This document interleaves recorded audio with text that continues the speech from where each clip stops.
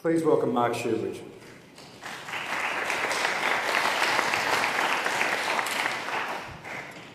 Thank you.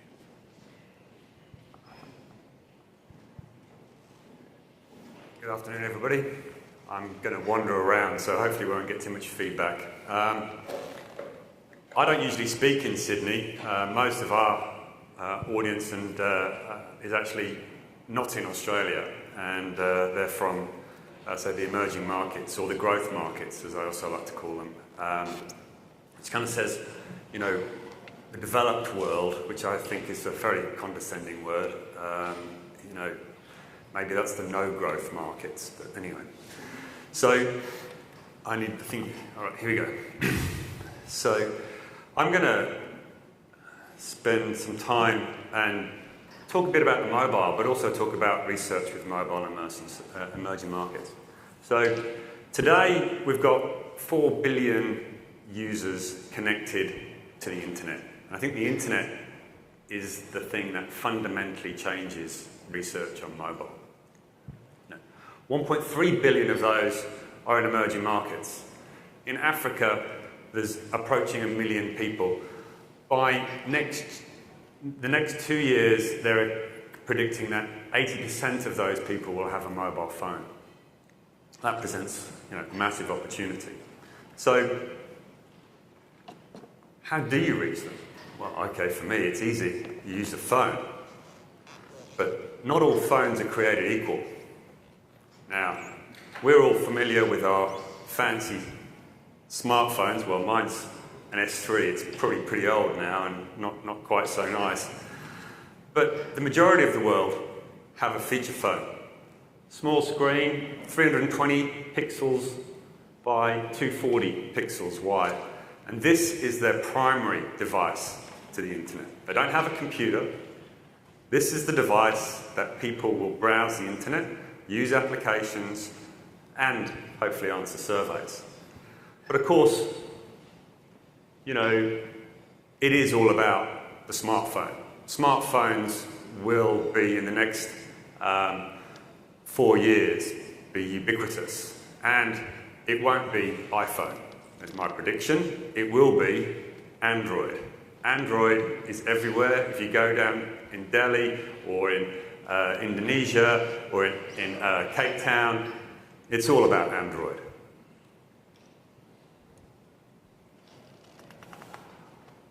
But the biggest problem for smartphone penetration isn't the cost of the device. That's a factor. But the biggest factor is the network itself. And we've got a real first world problem here in Sydney, network dropout. Imagine what it's like in Pakistan. Imagine what it's like in rural India. These stats are real. That's the 3G penetration. India, 11%. That's increased significantly by 20% in the last 2 years. They'd hoped to get it a lot bigger, but it's not. It's going a bit slower than they expected. So network is a big problem. So it's all about Android, but it's not as we know it. Nice big screen, massive density, pixel density, we can see lots of information. Now, that is the Android of Africa. 26%, quite significant. Those stats there, before they get into the big phone, adds up to just over 70% of the Android's devices are less than 1,000 pixels. So you've got screen size and screen form factor as a significant thing when you're thinking about doing anything on the internet. So I've got too many devices now. So feature phones are currently here and they're being used today. Android will take over the world. But they're not going to be high-spec devices. These devices are made by Chinese manufacturers. Samsung's very popular, of course, but Chinese OEM, ZTE, to name one.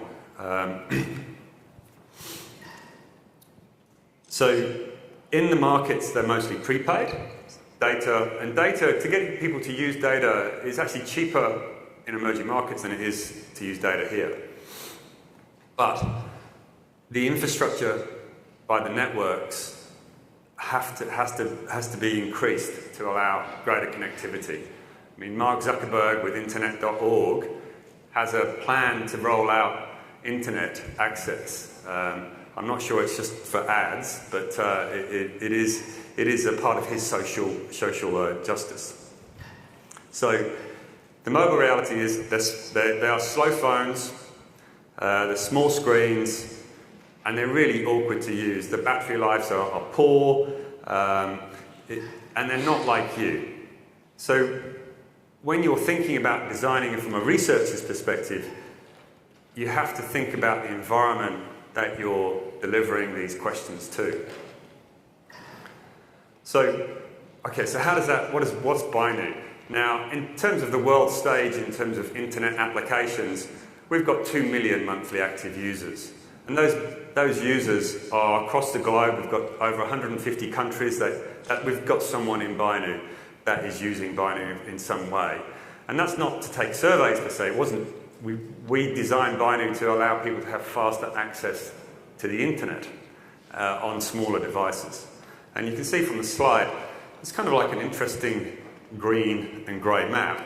And Africa is a very popular place for us, and so is Indonesia and India.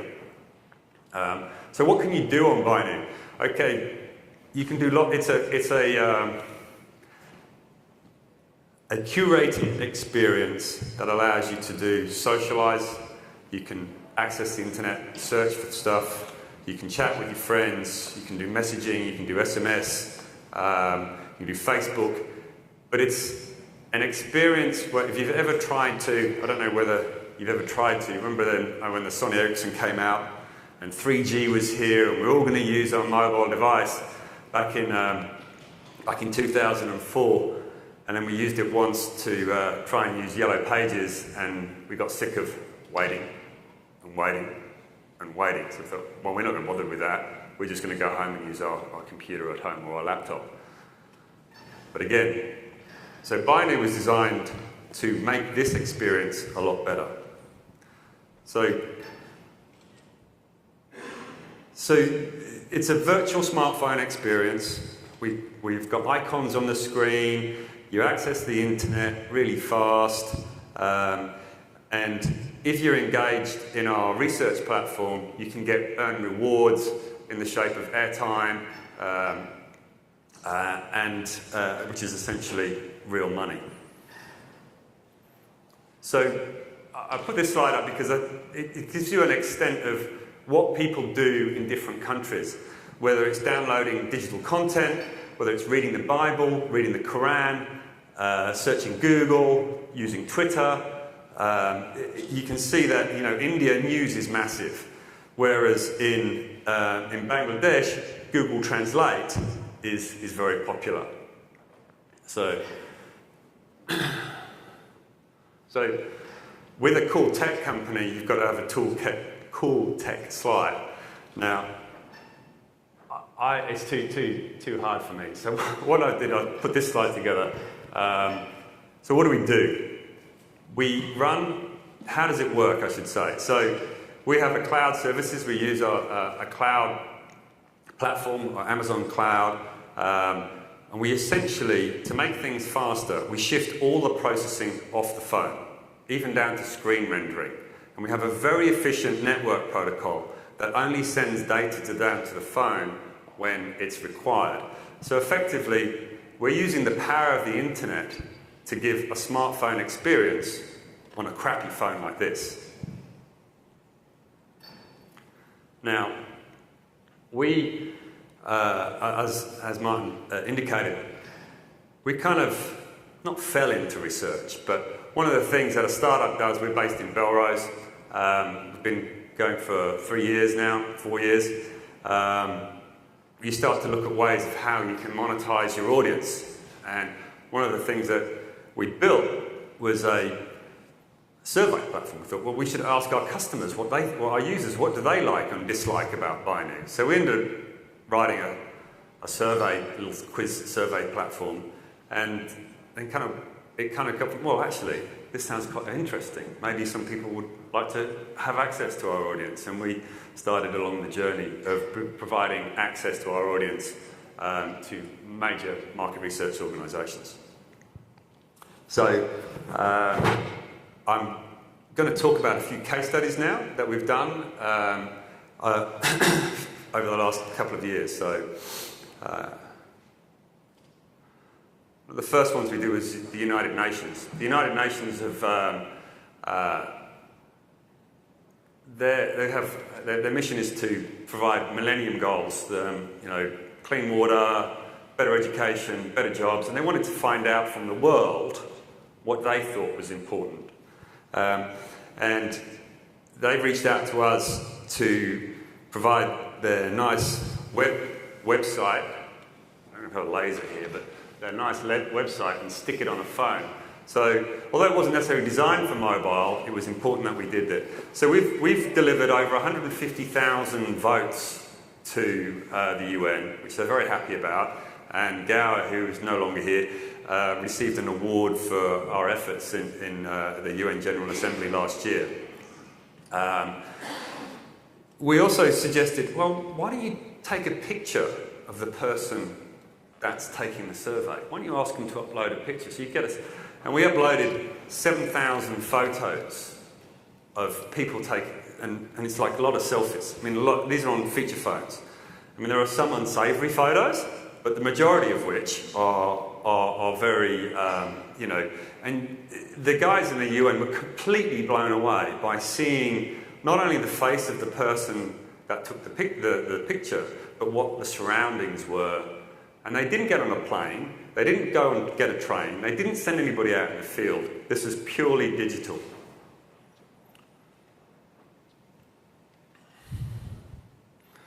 We've also done a diary survey, this is in India, for a large beverage company, on fizzy drink consumption. And it was kind of interesting. They had to fill the diary out 3 times a day, and we looked at the survey, it was like 25 questions long, but if you picked 2 things that you drank that day, you'd repeat the same questions again and then it became 40 questions long, and it was just like, well, okay, well, we'll try, but we're not sure what's going to happen here. So one of the learnings that we had is like, guys, keep it short, please. You're on a mobile device. Imagine doing 40 questions on a screen this big. Hard. I think it would test even Mother Teresa. So we've done video ad testing. Now, video ad testing is it was in Kenya. Again, download the video. First time through, lots of questions. 25 questions about the video. What do you think about it? This kind of thing. I'm like, can you make it shorter? Unfortunately, the first version didn't sit well, and it didn't sit well with the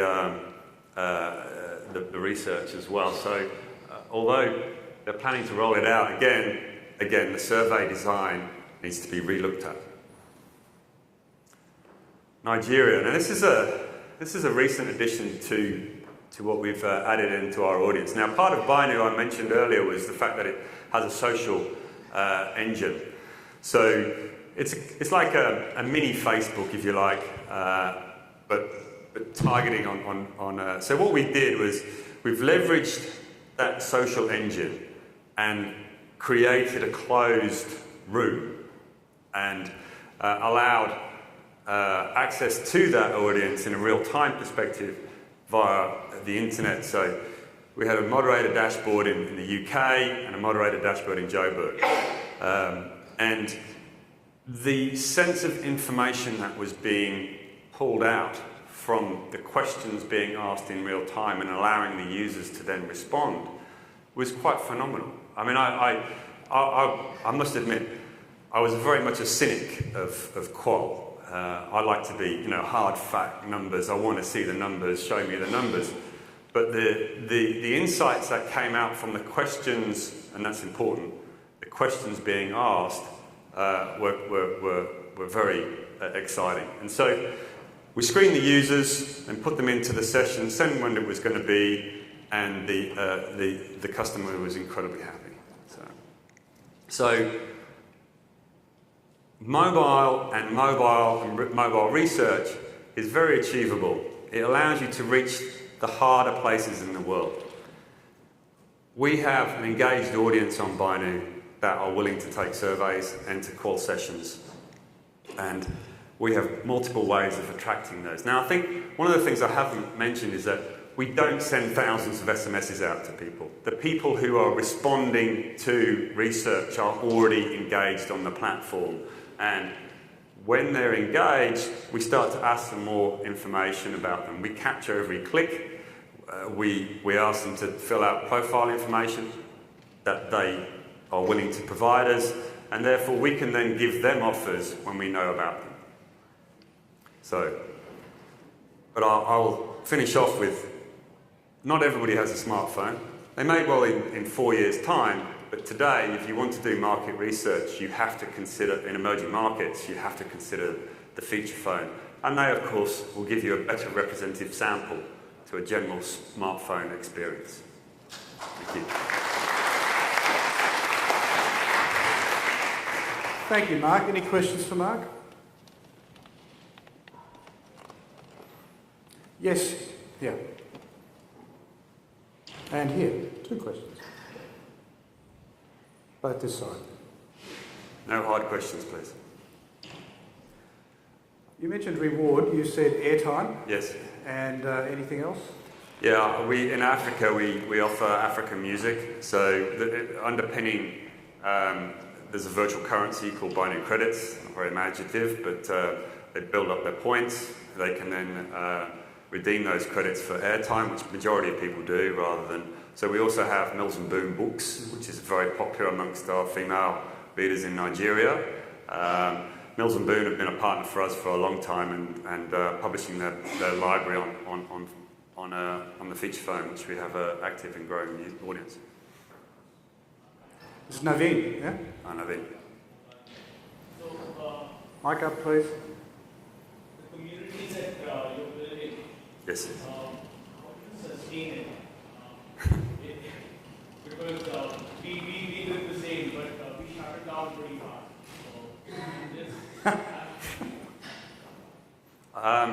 Well, if I tell you, I'll have to kill you. No, I mean, it's... To get people, there's an element of marketing, there's an element of a good product. The product that they'll probably want to come back. Now, obviously there's churn and but we've been, we have a number of applications, and if you want to read news, you'll find biNu in India, you'll say news. And if you go on the OV store, so we use app stores to attract people, but we don't offer, download the survey app. It's content-led, and then introducing into a survey experience, and that's only one part of it. Okay, one really quick. We're actually out of time. Sorry, yeah? What I meant is not about the management of the panel, more on the business side, because from what I know of the market, researchers are talking a lot about mobile, but doing less. And one of the reasons that I have survived as a researcher is because I'm not married to any market. So I've done work in Australia, South America, Africa, and the developed markets as well. And that's the only reason. Ideally, I would like to just do, say, China, but there's not enough work there. So I go hunting wherever there is work. So how running a panel itself. Hats off to you. to quote ABC's Tony Jones, we'll take that as a comment. Our approach has been not to go direct to brands to date. That's our strategy from a sales perspective, and our approach has gone to market research agencies. and market research agencies with a footprint that have a desire to go and reach emerging markets. That's what we've done. So, thank you. Thank you, Mark.